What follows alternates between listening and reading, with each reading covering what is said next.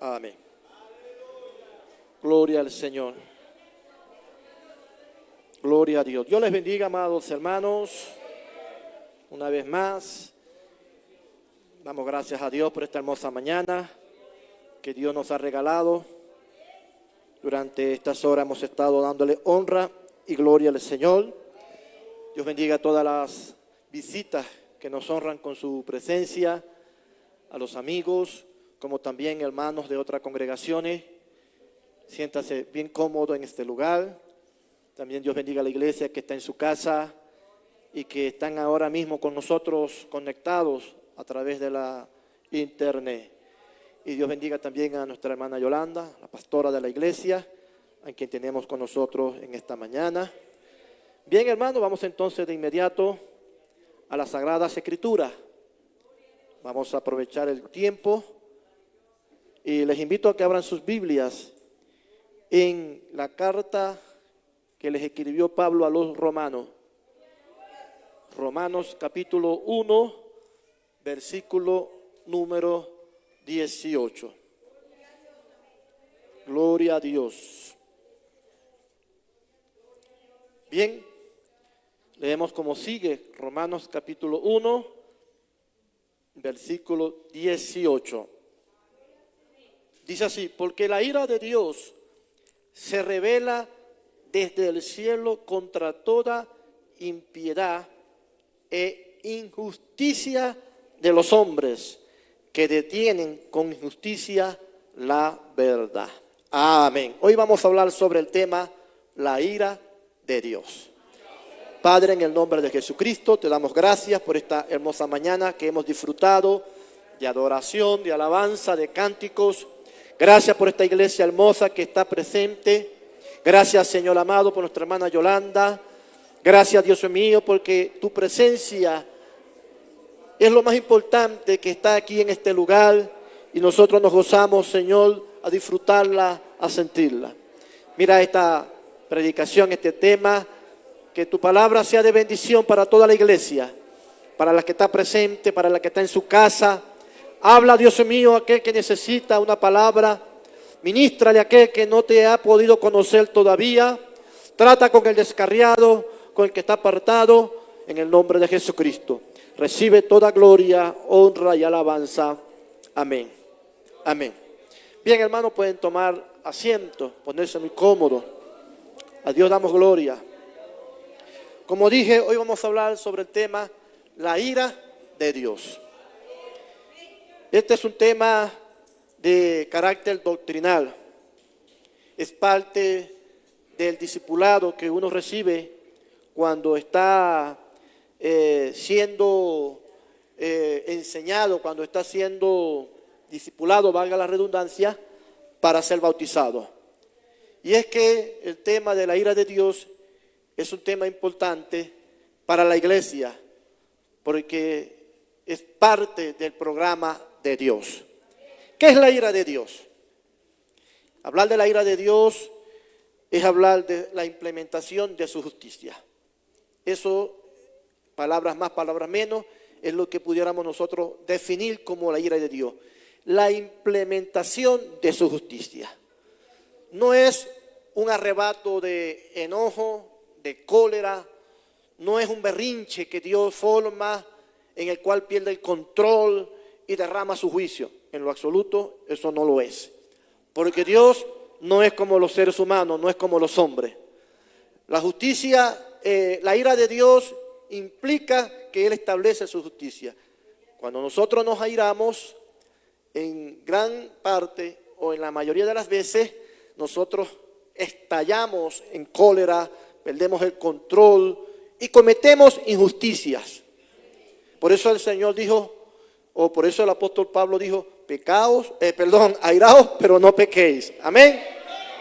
Porque es muy probable que el hombre airado peque, cometa injusticia, abuse de su autoridad, de su poder, de sus fuerzas.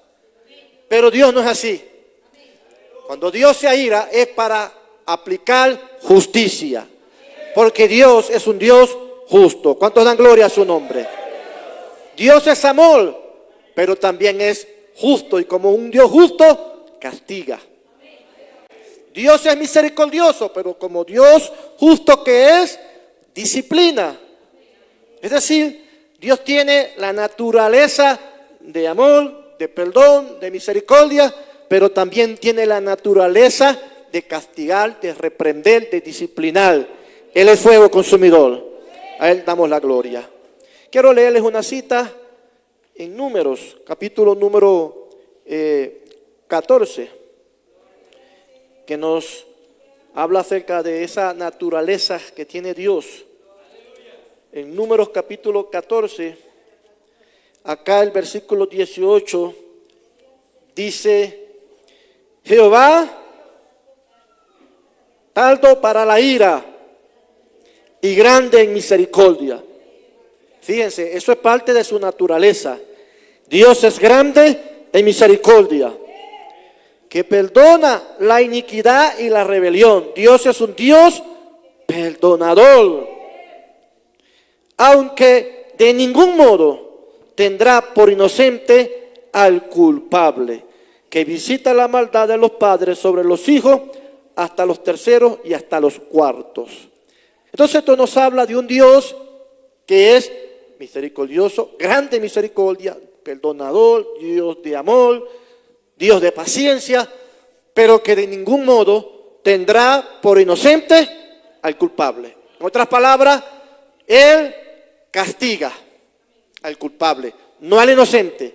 Él reprende al responsable, no al inocente. Entonces, en ese sentido, nosotros tenemos que entender que estamos frente a un Dios que es amor, pero también que en cierto punto, cuando algo sucede que a Él no le agrada, Él actúa como un padre cuando actúa para castigar a su hijo. Dios no es tolerante. Dios no es tolerante. Dios no es permisivo. Dios lo que es, valga la redundancia, es paciente. Paciente. Dios tarda, porque aquí lo dice, es tardo para la ira. Pero eso de tardar no significa que Dios está haciéndose el indiferente, el de la vista gorda. Él no se hace de la vista gorda. Él mira, Él observa el pecado. Él mira, Él observa la desobediencia. Él mira, Él observa lo que está pasando que a Él no le agrada. Pero su paciencia es para que haya arrepentimiento, para que haya reflexión, pero nunca tendrá por inocente al culpable. A Dios damos la gloria. Entonces tenemos que tener claro que no podemos confundirnos pensando que estamos frente a un Dios que se hace el de la vista gorda cuando alguien está en desobediencia, en ninguna manera, sino que es un Dios que está dando la oportunidad para el arrepentimiento. ¿Cuántos dan gloria a su nombre? ¿Qué es justicia? Justicia se define como darle a cada quien lo que a cada quien le corresponde. Ese concepto me lo enseñaron a mí cuando estaba en mi primer año de Derecho en la universidad. Que eso es justicia. Que cada quien reciba lo que cada quien merece recibir, lo que a cada quien le corresponde. Y en cierto sentido así actúa Dios con justicia. Le da a cada quien lo que a cada quien le corresponde. Dios no hace pagar justos por pecadores. ¿Cuántos han escuchado esa frase? Hemos muchas veces dicho en ciertas ocasiones que a veces pagan justos por pecadores. En nuestro ambiente, en nuestro entorno eso suele suceder. A veces una empresa se toma una decisión, una medida para despedir a un personal porque hubo alguien que cometió un error. Entonces todos pagan por culpa de uno solo. En el caso de Dios, Dios no hace pagar a justos por pecadores, en ninguna manera. Porque si fuera así, entonces Dios es injusto. Y de ninguna manera, Dios es justicia. Por ejemplo, Dios vio las ciudades de Sodoma y Gomorra como estaban en gran pecado. Y eso lo movió, lo llevó a tomar la decisión de destruir esas ciudades, raerlas de la faz de la tierra. Sin embargo, antes de hacerlo, Él conversó con su siervo Abraham y le comunicó lo que iba a hacer. Pero Abraham tenía allá en Sodoma a un sobrino llamado Lot. Y lo amaba. Era sangre de su sangre, era su pariente. Y Abraham intercedió y le dijo: Señor, pero ¿cómo vas tú a destruir esa ciudad, siendo que allá pueden haber 50 justos? Y el Señor le dijo: si hubieran 50 justos, yo no la destruiría por amor a los 50. En otras palabras, ahí no van a pagar justos por pecadores. Pero no los hay. Entonces Abraham bajó la cuenta. Llegó a 40. No, es que tampoco hay 40, 30, tampoco 25, 20, 15, 10, ni siquiera 5. El Señor dijo: si hubieran 5, por amor a los 5, yo no los destruiría. Solo había uno. Porque ni los hijos, ni la mujer, ni los yernos de Lot lo eran. Solamente Lot. Porque dice de él la Biblia que afligía su alma día y noche, viendo la nefasta conducta de esa sociedad corrompida. Y Dios, por amor a ese justo, lo salvó a él, quiso salvar a su esposa, quiso salvar a sus hijas. Bueno, las hijas sí se salvaron. Quiso salvar a sus yernos, ellos no se salvaron, ni la esposa ni los yernos, solo él y sus hijas. Pero vemos allí que la justicia de Dios se implementó de una manera correcta, porque allí había un hombre que fue librado porque Dios es justo. No podía él pagar por el pecado de toda la ciudad. Entonces esto nos habla de que Dios es un Dios que nunca actuará alocadamente, fuera de control, castigando al que se le presente por delante o al que primero que se le asome. Dios es justo, amén. A Dios damos la gloria. Y en su justicia nunca los justos pagarán por los pecadores. ¿Estamos de acuerdo, hermano? Ahora bien, para hablar de la ira de Dios, tenemos que decir algunas cosas. Primero, que la ira, en su ira Dios no hace favoritismo. No hay favoritismo para Dios cuando Él va a aplicar su justicia. Porque ya he dicho que la ira y la justicia están relacionadas. No va a haber favoritismo nunca. Primero lo encontramos cuando Dios expulsó del cielo a Luzbel. ¿Quién era Luzbel? Uno de los ángeles, por decirlo así, más esplendorosos que había en el cielo. Luzbel, de él dice las Escrituras que cuando fue creado hubo algo maravilloso. Era el encargado, dicen que era el encargado de la música en el cielo, era un arcángel, etc.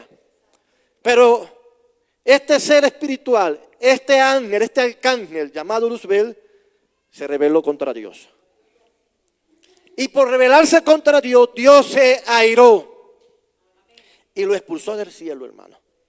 Podemos decir que quizás era su ángel favorito, pero cuando se rebeló contra Dios, el Señor lo echó, lo expulsó, porque Dios no tiene favoritismo. Cuando Él va a reprender, Él reprende en base al pecado, en base a la rebelión. No hay sentimiento alguno que se interponga. Lo vemos más adelante, cuando Adán y Eva pecaron en el huerto del Edén. Ellos estaban allí disfrutando del paraíso terrenal, de todo lo que Dios les dio, los beneficios. Ellos se rebelaron igual contra Dios, pecaron contra Dios. Y Dios en su ira tuvo que castigarlos y también los expulsó del huerto. Los tuvo que echar con todo el dolor de su alma quizás, pero los expulsó. Y no solo eso, les quitó todos los beneficios que tenían, habiendo sido los primeros seres creados por Dios.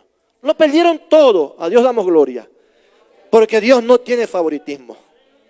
Más adelante, cuando ya Israel era nación, habiendo sido este pueblo elegido por Dios y habiéndolo llamado Dios a ellos como su especial tesoro, Israel se rebeló contra Dios muchas veces, y cada vez que lo hacían, Dios los castigaba. Pero hubo un momento en que su ira fue tan grande, que los castigó por 70 años. Los llevó cautivos a otra nación donde fueron, por decirlo así, esclavos, lejos de su tierra. Era su especial tesoro, sí. Era su pueblo amado, sí. Pero porque le desobedecieron, Dios se airó contra ellos y los castigó. No hubo favoritismo.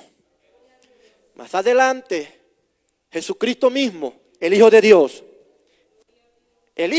hermano, la segunda persona de la deidad, estando en la cruz, soportó el pecado de todos nosotros.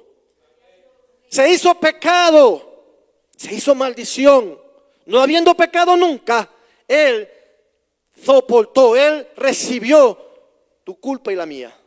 Y estando allí, la Biblia dice, porque Jesús mismo lo dijo, estando en el Calvario, Dios mío, ¿por qué me has desamparado? En ese momento, Dios tuvo que ponerse a un lado, mirar a otro lado, abandonar a su Hijo amado, por causa de que Jesús estaba soportando nuestro pecado. No hubo favoritismo. Dios tuvo que hacerse a un lado. El pecado, la desobediencia, la rebeldía, hermanos, tiene que de manera irremediable conducir a Dios a la reprensión. Porque esa es su naturaleza. A Dios damos la gloria. Entonces vemos allí que no hay favoritismo. Porque Dios, amados hermanos, cuando derrama su ira, Él no se deja llevar por sentimientos, sino por la justicia. Podremos ser los más consagrados, los más laboriosos en su obra, tener los cargos más importantes, pero cuando hay una falta, Dios tiene que disciplinar esa falta. A Él damos la gloria. Vamos a hablar, o voy a hablarles rápidamente algunos precedentes de lo que ha sido la ira de Dios sobre la humanidad. Obviamente, me voy a basar en primer lugar en la Biblia y voy a dar algunos ejemplos históricos. Precedentes de la ira de Dios sobre la humanidad. El precedente más importante quizás que tenemos es cuando hubo el diluvio universal. El diluvio universal, es decir, cuando Dios derramó su ira sobre la tierra antigua y toda una humanidad de aquel entonces pereció bajo las aguas. Solo se salvó una familia, es decir, Noé y toda su familia. Pero ¿qué hizo? ¿Qué originó que la ira de Dios se derramara sobre aquella era, sobre aquella generación? Bueno, si usted se lee en los primeros capítulos de la Biblia, en Génesis, usted se va a encontrar que el pecado dice que llegó a la presencia de Dios. El pecado de la humanidad era de tal magnitud que Dios dijo, el hombre hay que raerlo de sobre la faz de la tierra. Hay que exterminarlo. Dios se arrepintió de haber creado al hombre. Sin embargo, uno solo lo hizo cambiar de opinión, Noé, porque dice que Noé caminó con Dios. Y por haber caminado con Dios, entonces la ira de Dios se derramó sobre solamente los pecadores, no sobre el justo. Y Dios libró a Noé y a su familia y Él le preservó la vida. Entonces vemos que un primer antecedente de la ira de Dios derramada sobre la humanidad, el gran diluvio. Otro precedente, la destrucción de Sodoma y Gomorra, ya mencioné eso hace rato. Dios destruyó 2 ciudades por medio de granizos de fuego y azufre. Las destruyó por completo. Fue como si una bomba nuclear hubiese explotado y todo aquello desapareció. Se han encontrado evidencias arqueológicas de que fue un meteorito que cayó en aquel lugar. Amados hermanos, eso significa que Dios dirigió ese meteorito a esas ciudades para destruirlas, pero eso fue no por capricho, eso no fue porque a Dios le plació y se alegró en hacerlo, fue su ira, porque Él es justo. Amén. Tengan este concepto claro, justicia e ira están relacionadas. Otro ejemplo o precedente que tenemos en la Biblia sobre la ira de Dios derramándose sobre un lugar, Egipto, cuando en los tiempos de Moisés, las 10 plagas que Dios derramó sobre Egipto. ¿Te ha leído los capítulos de Éxodo? Allí, en esos capítulos, en los primeros 10 capítulos, allí se habla acerca de las plagas que Dios derramó sobre esa tierra, que terminó con una de las peores, cuando los primogénitos, tanto de los hijos de las personas como de los animales, murieron. Eso fue la justicia de Dios derramándose sobre esa nación, sumamente perversa. A Dios damos la gloria. Esos son los ejemplos que tenemos en la Biblia. Gloria a Dios. Bueno, también tenemos la exterminación de las antiguas civilizaciones que habitaron Canaán. Canaán, la tierra donde Israel llegó a formarse como nación. Dios le dijo a Abraham, te entregaré una tierra y esa tierra fluye leche y miel. Fue Canaán. Pero esa tierra no estaba deshabitada. Esa tierra tenía civilizaciones allí. Habían como 7 o quizás un poquito más de ciudades que ya tenían siglos viviendo allí. Es decir, habían familias, habitantes habitando esas tierras, mucho antes que los hebreos llegaran. Pero Dios derramó su ira sobre esas tierras, sobre esas civilizaciones y las exterminó. Y en lugar de ello, envió a los hebreos para que la habitaran. A Dios damos la gloria. Quiero leer esa cita. Vámonos un momento a Deuteronomio. Deuteronomio capítulo 20.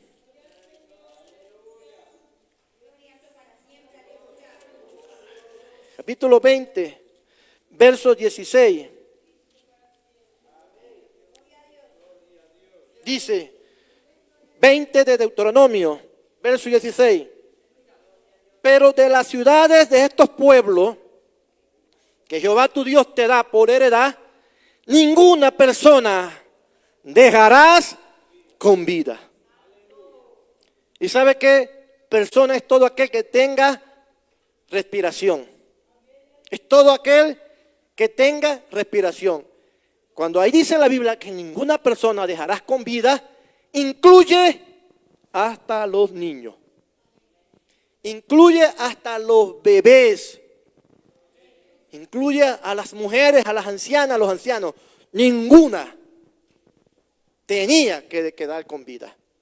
Y así fue. En gran parte fue así. Dios les dijo, los exterminarás a todos. Y así fue. Los hebreos llegaron por orden de Dios para exterminar a toda esa civilización. Y muchos se preguntarán, pero ¿qué Dios es capaz de mandar a hacer eso? Bueno, ¿sabe qué? Un Dios justo. Un Dios justo da esa orden. ¿Por qué? Porque estas tierras, estas civilizaciones, y más adelante vamos a ver algunos otros ejemplos, eran sumamente perversas. Y de eso voy a hablar un poquito más adelante. A Dios damos la gloria. ¿Por qué desaparecieron civilizaciones de las cuales hoy se habla en las escuelas, en las universidades? Se mencionan que existieron, pero que no hay evidencia de que se hicieron esas civilizaciones. Por ejemplo, la civilización maya, la civilización azteca, la civilización inca. Los primeros indígenas que hubo en Norteamérica e inclusive acá mismo en Sudamérica, ¿qué se hicieron esas civilizaciones? ¿Por qué desaparecieron? Hermanos míos, fue por causa de la ira de Dios. ¿Pero por qué Dios los exterminó? ¿Por qué Dios se iró contra ellos? Porque esas civilizaciones, así como las civilizaciones antiguas de Canaán, eran sumamente perversas, corrompidas. Hacían sacrificios de bebés, de personas. Adoraban a los mismos demonios. Eran sumamente contaminadas. Entonces, hermanos, Dios limpió estas tierras. Dios limpió estas sociedades, estos lugares, para colocar en ellas nuevas personas. Lo mismo que hizo Dios en Canaán. Sacó a los antiguos y llevó a los hebreos para que una nueva sociedad se formara en ella. A Dios damos la gloria. Eso no es algo que Dios hizo por capricho. Eso no es arbitrariedad. Eso es justicia. Nadie en la tierra, ni en ningún lado, es más justo que Dios. Dios es justicia. ¿Cuántos dan gloria a su nombre? Alabado sea Dios. Si es para Dios, denle un fuerte aplauso al Señor. A Él damos la gloria. Ahora bien, ¿por qué Dios derrama su ira? ¿O qué provoca la ira de Dios? Bueno, en principio el pecado. Obviamente, todo pecado desagrada a Dios. Pero hay algunos pecados que son más, no digamos pecados que otros, pero que provocan la ira de Dios más que otros pecados. Y vamos a ver alguna pequeña lista que tengo acá. ¿Cuáles son aquellos pecados que provocan que la ira de Dios se encienda más? Número 1, la idolatría. Vámonos a Éxodo, capítulo número 32. La idolatría. ¿Qué es idolatría? Es adorar imágenes. Eso es idolatría. Adorar dioses, entre comillas, que no lo son, pero que los hombres llaman dioses. Es adorar santos que no lo son y que nosotros los hombres llamamos santos. Adorar cualquier imagen es idolatría. Y de eso el mundo, y en especial estos países de Latinoamérica, hay mucha idolatría. Aquí en Colombia hay mucha idolatría. Y por la idolatría Dios derrama su ira. Vamos acá a leer en Éxodo capítulo, ¿dije dónde? 32, verso 9. Dijo más Jehová a Moisés: yo he visto a este pueblo, que por cierto es pueblo de dura cerviz. Esto significa de cuello erguido. O sea, que no doblan su cuello para nada. Ahora pues, déjame que se encienda mi ira en ellos y los consuma. Y de ti yo haré una nación grande. Dios los quería barrer, eliminar. Y eran como 2 millones, se cree, de judíos que habían allí en el desierto. Y los iba a eliminar a todos, a 2 millones. Habían inclusive niños, pero a todos los iba a eliminar. ¿Sabe por qué? Porque hicieron un becerro de oro. Y dijeron, ese becerro es Dios. Ese becerro nos sacó de Egipto. Y empezaron a adorar a un becerro, que ni siquiera era un becerro de verdad, era un becerro de mentira. Y empezaron allí las mujeres a bailar, a depravarse. Comenzaron a hacer una fiesta en homenaje a una imagen. Y por eso Dios se airó. Y esa misma ira con la que Dios se airó contra ese pueblo, esa misma ira la tiene Dios cada vez que un hombre, que una mujer, que un pueblo, que una ciudad hace lo mismo frente a una imagen. Una imagen de quien sea. Puede ser la misma imagen de supuestamente María. La imagen hasta de Jesús. De un Jesús que no es el verdadero Jesús. No importa la imagen de quien sea. Cada vez que la gente sale a pasear por allí a un muñeco, que sale a pasear por allí a una estatua, Dios se aira. Hace años, allá cerca de la iglesia donde yo creí, ese sector se llama San Juan, localidad de San Juan. Y todos los años celebran la procesión a San Juan.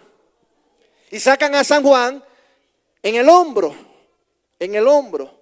O bueno, lo sacaban, ya no lo hacen. Lo sacaban en el hombro. Y todo el pueblo salía con San Juan a pasearlo por toda la localidad, por todo el sector. Eso duró hasta que un día Dios se airó. Sí, hermano, un día Dios se airó. Y Dios hizo que un borracho se descontrolara, se le metiera el diablo y se los llevara casi a todos por delante. Hubo una masacre ese día. El muñeco quedó por allá tirado y un montón de muertos. Hasta ese día le hicieron procesión a San Juan.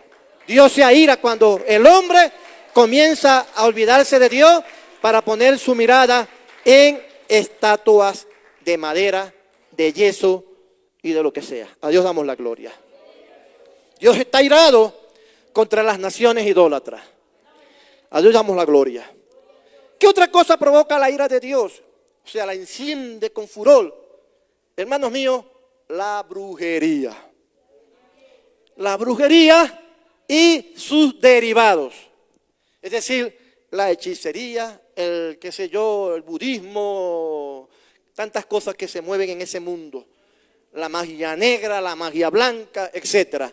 Todo eso, toda esa atmósfera, toda esa influencia practicada en los pueblos hace que la ira de Dios se encienda.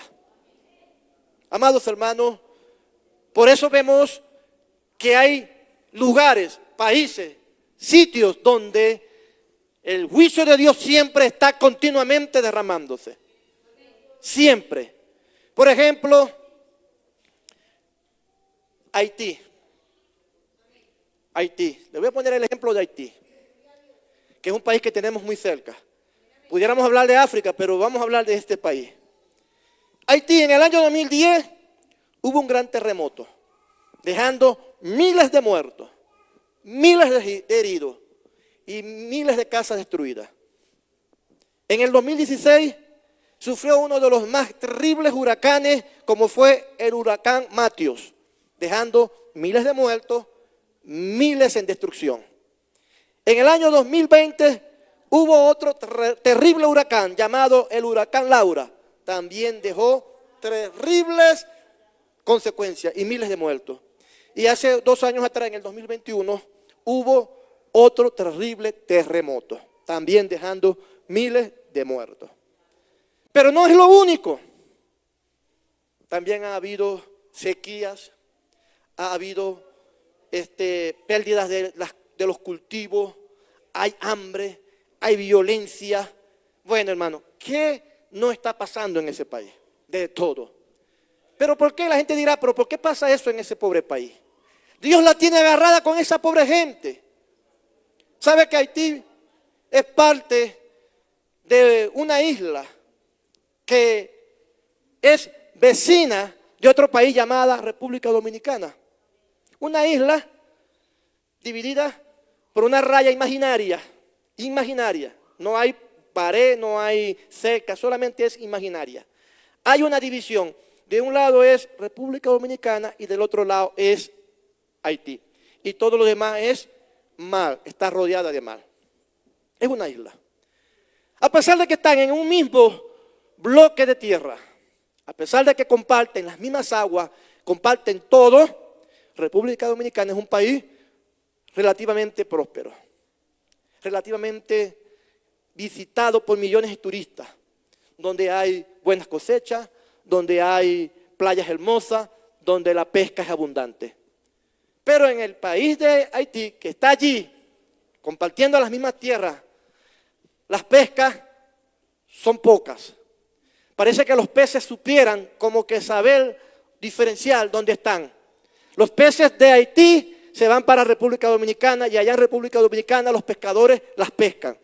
En Haití no hay peces, no hay cultivo y la pobreza es extrema. ¿Pero por qué, dirá alguien, pasa eso? Hermanos míos, no tiene otra respuesta. La ira de Dios derramada sobre esa nación. ¿Pero por qué?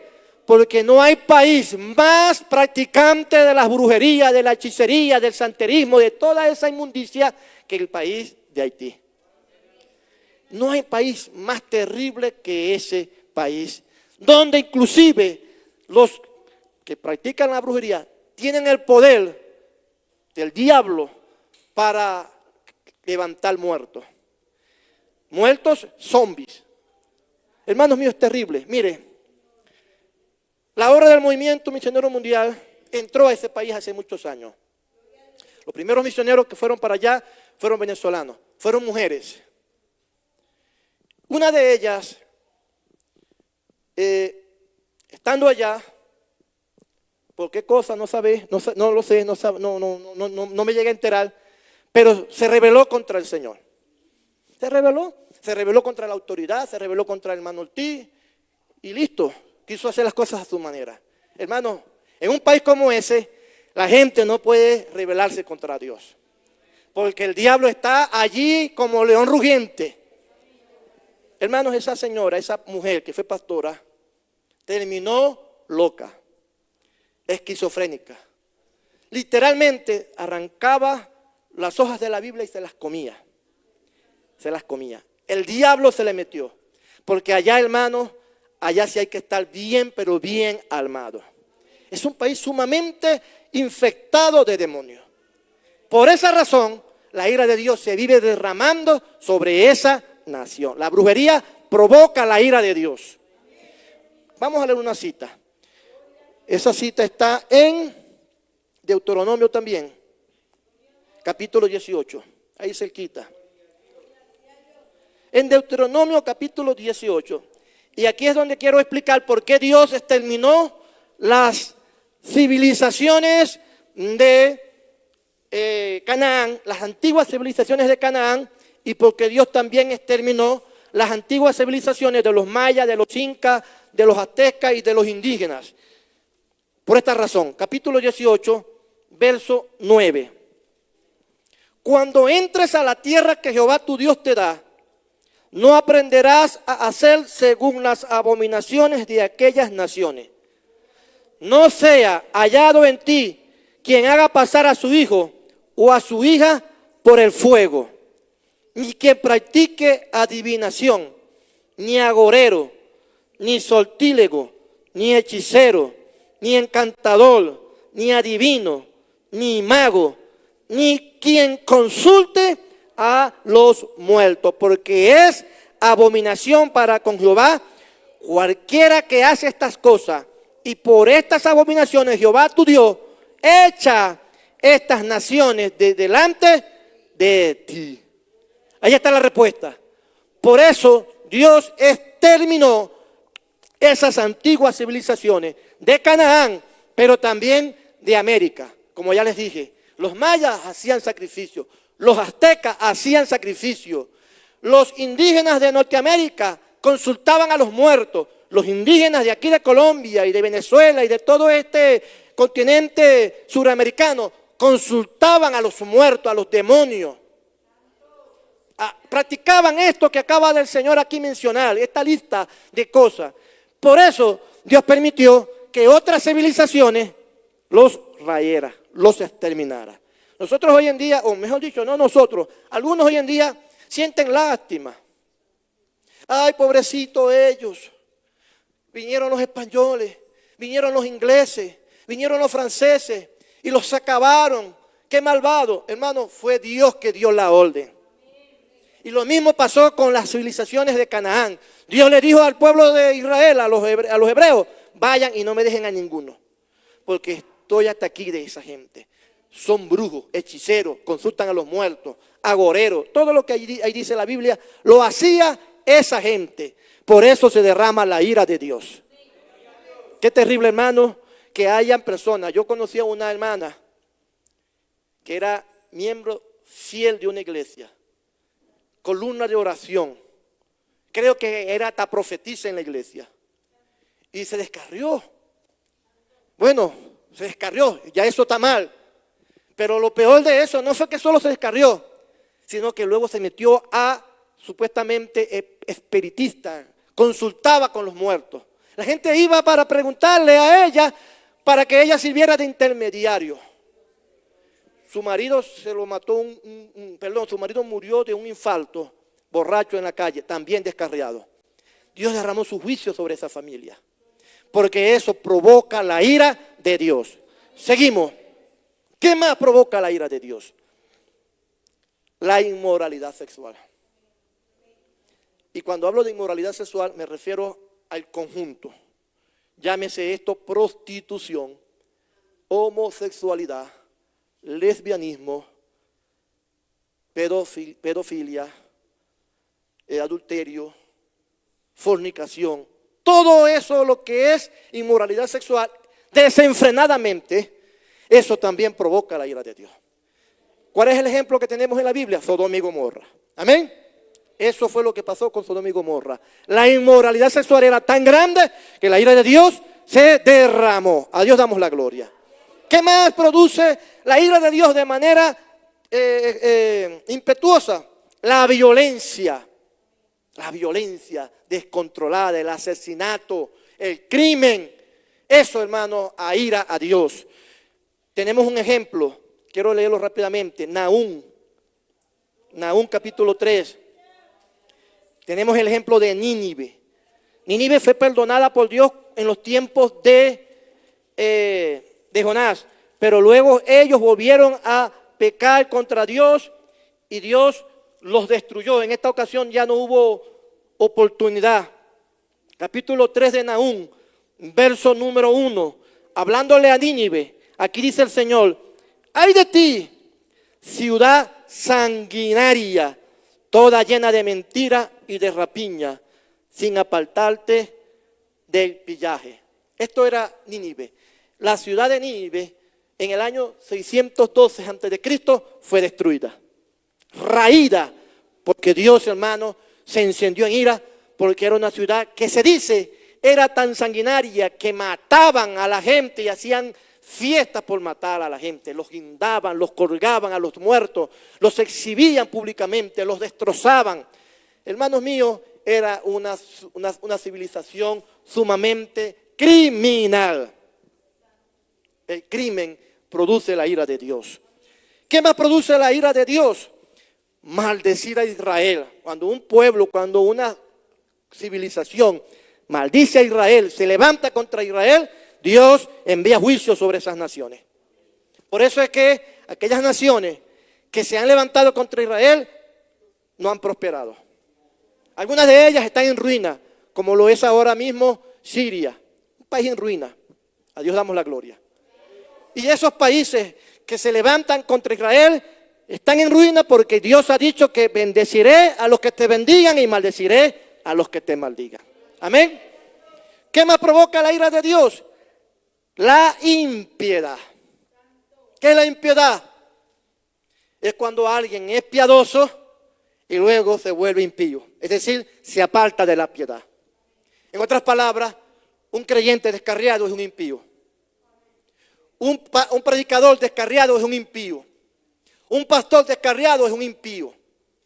Y Dios, dice el Salmo capítulo 7, verso 11, no lo voy a abrir, pero eso está ahí.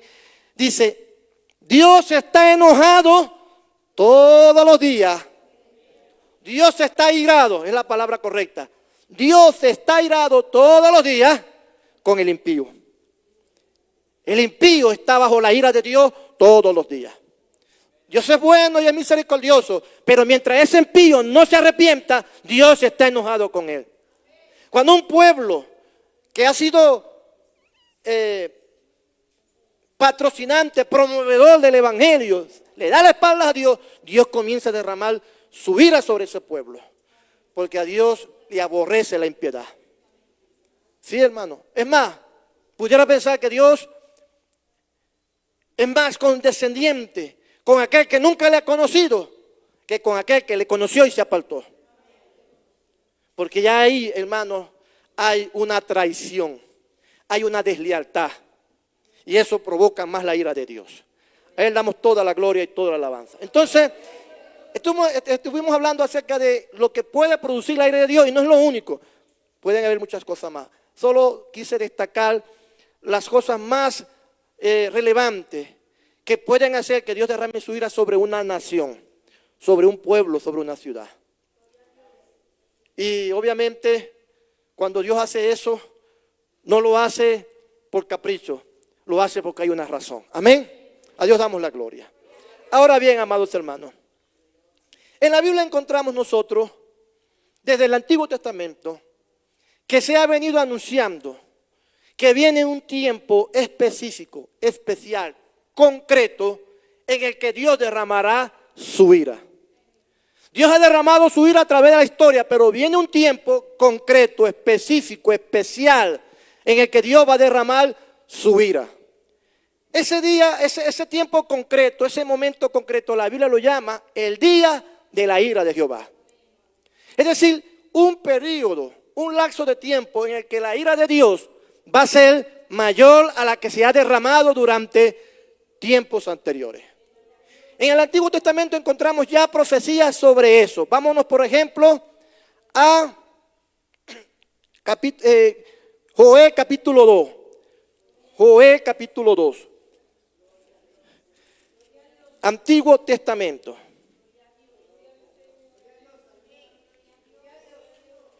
Dice en el versículo número, vamos a ver si leemos desde el versículo 30. En el versículo 30. Y daré prodigios, hablando en futuro, el profeta. Y daré prodigios en el cielo y en la tierra, sangre y fuego y columnas de humo. El sol se convertirá en tinieblas y la luna en sangre, antes que venga el día grande y espantoso de Jehová. ¿Cómo lo llama allí el profeta o el Señor a través del profeta? El día grande y espantoso, es decir, un día nada bueno. Está hablando de un evento profético, de un evento al futuro. Dios anunciando que viene un gran día en el cual Él derramará su ira. Eso es Joel capítulo 2, verso 31. Ahora vamos un momento acá, cerquitica, Amós. Está ahí cerca. Voy a pedirle al hermano que está allá en la transmisión que ponga los versículos en la pantalla, por favor, para que los hermanos los puedan leer. Amós capítulo 5. Amós capítulo 5, verso 18. Ay de los que desean el día de Jehová. ¿Para qué queréis este día de Jehová? Dice, será de tinieblas y no de luz. Como el que huye de delante del león y se encuentra con el oso. O como si entrara en casa y apoyare su mano en la pared y le muerde una culebra. ¿No será el día de Jehová tinieblas y no luz? Oscuridad que no tiene resplandor. Fíjense lo que describe aquí el profeta, cómo será el día del Señor. Vamos a seguir leyendo otra cita. Todo eso es el Antiguo Testamento. Sofonías, por ahí cerquita está. Capítulo 1, verso 14 en adelante. Sofonías capítulo 1, verso 14. Cercano está el día grande de Jehová, cercano y muy próximo. Es amarga la voz del día de Jehová, gritará allí el valiente. Día de ira aquel día, día de angustia y de aprieto, día de alboroto y de asolamiento, día de tiniebla y de oscuridad, día de nublado y de entenebrimiento. Alabado sea Dios. Seguimos. Entenebrecimiento, día de trompeta y de algazarra, sobre las ciudades fortificadas y sobre las altas torres. Y atribularé a los hombres y andarán como ciegos porque pecaron contra Jehová. Y la sangre de ellos será derramada como polvo y su carne como estiércol. Ni su plata ni su oro podrá librarlos en el día de la ira de Jehová. Pues toda la tierra será consumida con el fuego de su celo, porque ciertamente destrucción apresurada hará de todos los habitantes de la tierra. A Dios la gloria. No se nos vaya a asustar, hermano. Vámonos a Isaías, capítulo 13. Porque es que Dios, para que si no quedara duda, no solo dijo a un profeta, se lo dijo a varios. Pero bueno, yo solamente voy hasta aquí, hasta Isaías, porque hay muchos más. Isaías capítulo 13, verso 9. Amén. Y aquí el día de Jehová viene, terrible, y de indignación y ardor de ira, para convertir la tierra en soledad, Israel de ella a sus pecadores. Por lo cual las estrellas de los cielos y sus luceros no darán su luz, y el sol se oscurecerá al nacer, y la luna no dará su resplandor. Y castigaré al mundo por su maldad, y a los impíos por su iniquidad. Y haré que cese la arrogancia de los soberbios, y abatiré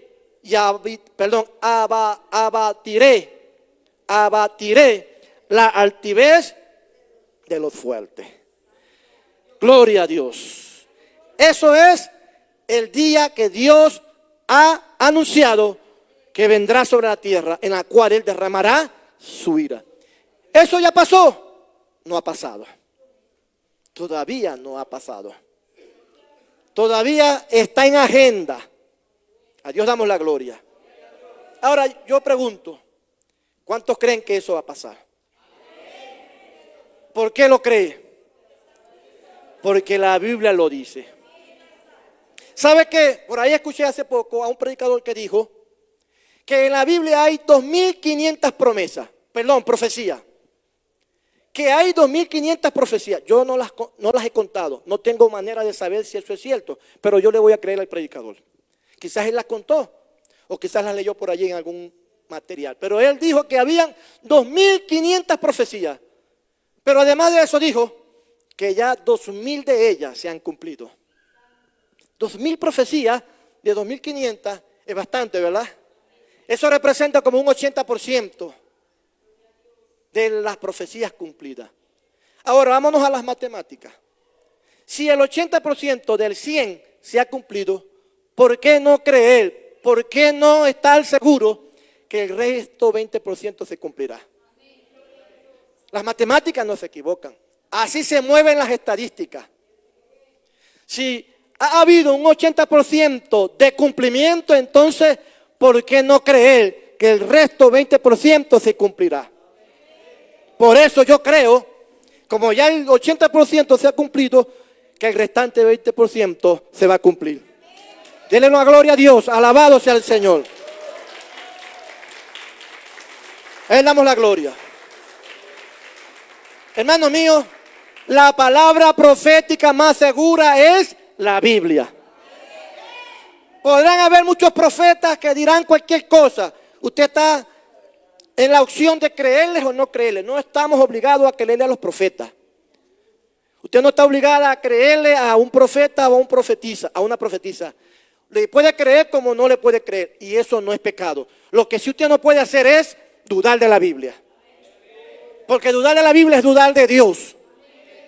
Y la Biblia es la palabra de Dios infalible. Nunca se ha equivocado. Hasta ahora se ha cumplido y se cumplirá. A Dios damos la gloria. Amados hermanos, ¿cuándo será el gran día de la ira de Dios? Vamos a Apocalipsis. Ahí nos dice cuándo será. Apocalipsis, ya estamos terminando. Apocalipsis capítulo 6.